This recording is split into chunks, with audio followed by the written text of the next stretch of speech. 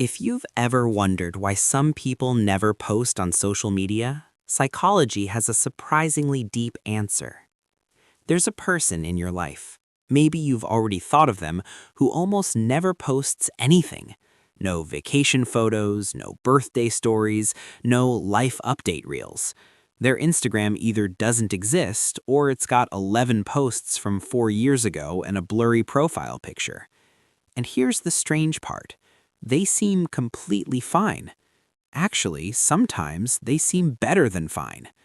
There's something almost calm about them, something grounded in a way that's hard to put your finger on. Meanwhile, the rest of us are cropping thumbnails of our lunch. So what exactly is going on inside the mind of someone who simply doesn't feel the pull to share? Because I'll tell you right now, it's not what most people assume. It's not shyness. It's not that they have nothing going on, and it's definitely not that they don't care about connection. The psychology behind this is far more layered, far more interesting, and honestly, far more validating than you'd expect. Let me start with something a little uncomfortable, because the truth usually lives there. Not everyone who keeps their life off social media made that choice from a place of total peace and self-awareness. For a lot of people, something happened first. A relationship fell apart, and suddenly scrolling through everyone else's highlight reel felt like pressing a bruise. Or they posted something real, something vulnerable, and the silence that followed, no likes, no comments, just digital emptiness, left a mark that didn't fade easily. The exposure of putting yourself out there and getting nothing back has a specific kind of sting to it. So for many, stepping back wasn't a grand philosophical decision. It was closer to self-preservation. And that's completely worth naming, because the story we tell about private people, that they're somehow more evolved or enlightened, is a little too clean. Sometimes they're just people who got burned by the machine and decided, quietly, not to go back. And that's not a weakness. That's wisdom dressed in pain. But here's where it gets genuinely fascinating, because what tends to happen after someone steps back, whether by choice or by circumstance, follows a surprisingly consistent pattern. A few weeks pass, and people describe the sensation that's hard to name at first. Something gets quieter. Not the fear of missing out, actually, the opposite of that.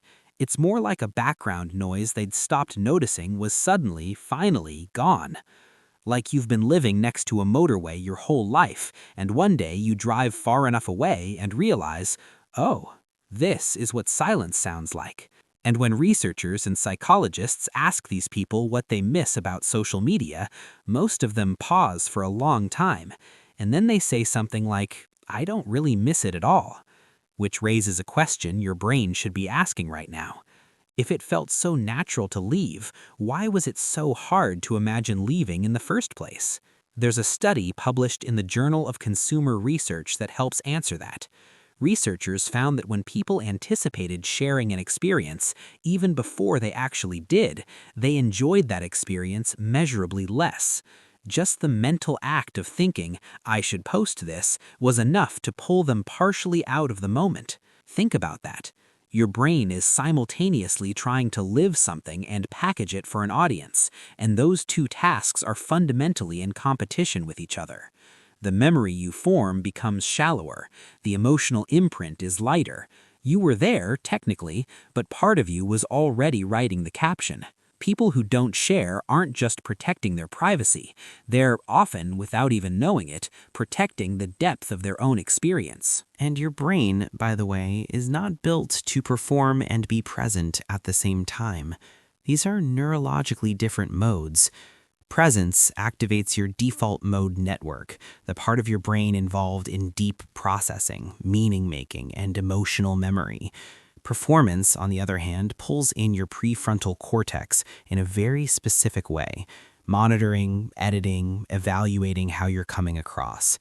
Switching between the two mid-experience is exhausting in a way that's subtle enough that most of us never consciously register it. We just feel vaguely drained and wonder why. Now, there's a psychological concept called private self-consciousness, and this is where things start to feel almost personally targeted if you're someone who's always been a little more internal. Private self-consciousness is the tendency to focus inward rather than outward, to examine what you actually feel about something rather than monitoring how it appears to others. People high in this trait aren't detached or antisocial. In fact, they're often more attuned to the world around them. They just process it from the inside out. They're the ones who notice the texture of a moment, who remember what someone said 3 conversations ago, who ask themselves, what do I actually think about this, rather than how does this make me look? In a culture that has spent the last decade optimizing almost everything for outward performance, for metrics, engagement, visibility, this orientation gets mistaken for a defect. People who were always like this were told they were weird for not sharing more, not engaging more, not being more. They got asked what they were hiding, as if keeping something to yourself is automatically suspicious. There's a reflexive distrust that gets aimed at anyone who steps outside the performance economy, and discovering, perhaps for the first time, that there is real psychological science behind how they've always naturally felt, that lands very differently than just being told you're right. It's not validation, it's recognition. What private self-consciousness tends to build over time is a sense of self that doesn't need external confirmation to stay stable. And that, I want you to understand, is genuinely rare. Most of us are running a constant background process. Are people responding to me? Does my life look okay? Am I coming across the right way? It hums beneath almost everything we do online. People who either always been wired differently or who have consciously stepped back from that loop carry themselves differently. Not better, not worse, but differently. There's less static. Now, I don't want to pretend the social cost of this is nothing. It's real. Not posting in a world that's built around posting creates a specific kind of friction. You become harder to track. People who were maintaining a loose connection through your feeds suddenly have to actually reach out, and many of them won't. Some friendships quietly fade because the low-effort connection point disappears, and nobody on either side picks up the slack.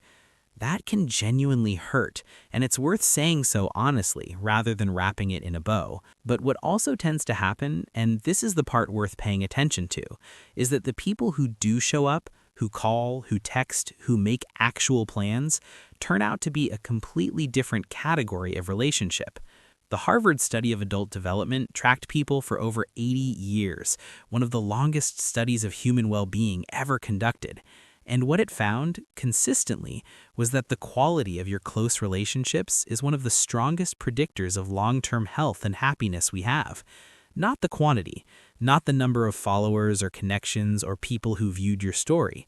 The depth, the realness, the people who remembered what you said months ago and showed up anyway. There's also something worth sitting with about the idea of authorship. People who grew up before social media, or people who found their way back from it, often describe their life as feeling more theirs somehow. Not better in every measurable way, but more theirs. Like ordinary moments had a texture that didn't need to be captured to count. That meal was just a meal, and it was wonderful. That conversation existed only between the two people having it, and that made it more, not less. The instinct to let an experience simply be without immediately translating it into content is something a lot of people are now having to deliberately, consciously relearn. And the people who never lost that instinct or who fought their way back to it carry a kind of presence that people around them sometimes find difficult to explain. They're just in it, whatever the moment is. No part of them is already somewhere else, composing the version they'll show the world. People call that peace, but I think it's something more specific than that. I think it's what it feels like when your life genuinely belongs to you. So if you grew up being told you were strange for keeping things to yourself, or if leaving social media made people act like you'd done something wrong, or if you've simply always felt, quietly and without being able to explain it, that your inner life is yours in a way the internet kept asking you to give up. You were never behind. You were never broken. You were, it turns out, ahead of a conversation that the rest of the world is only now slowly beginning to catch up to. If something in this video felt like it was speaking directly to you, drop a comment below. I genuinely want to know what resonated. And if you think someone in your life needs to hear this, share it with them. For more deep dives into the psychology behind the way we think, feel, and live, the next video is already waiting for you on screen. Subscribe if you haven't, and I'll see you in the next one.